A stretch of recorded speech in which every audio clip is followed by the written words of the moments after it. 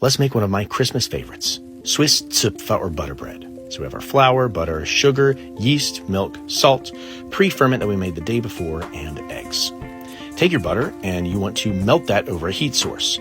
Ideally, you want to brown this butter because it'll add a beautiful nutty flavor. To that, we add our whole milk. Then we add our sugar, mix until dissolved. This will then be poured over our mixture of salt and flour. And then to that, we add our pre-ferment and our yeast. Then begin cutting those all together. You want to make sure that the pre-ferment and the yeast is evenly distributed throughout the entire mixture.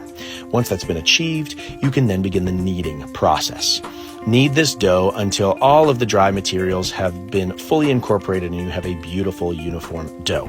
Place that on a floured surface, cover with a damp rag, and allow it to rest and rise. Once it has approximately doubled in size, you are ready to enter into the braiding process. So we do that by generating quarters. So cut that in half, cut those halves in half, and then you are ready for the braiding process. These pieces, you grab the edges and fold them in on themselves and then pinch downward. You then, with a steady pressure down, begin rolling out. You're going to generate a tapered tube, if you will. It will be thicker in the center, and that's perfectly fine. So once they're approximately 36 inches each, you're going to begin the braiding process. Always follow the same pattern. In this case, we're doing left over right and then forwards and backwards in the same pattern. You don't want to throw this off, otherwise it will not look correct.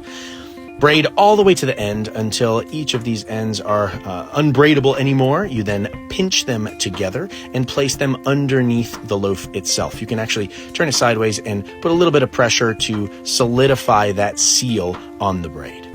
Take those, place them on a parchment papered sheet, and we are ready to begin our egg wash. We do that by mixing egg yolk and milk.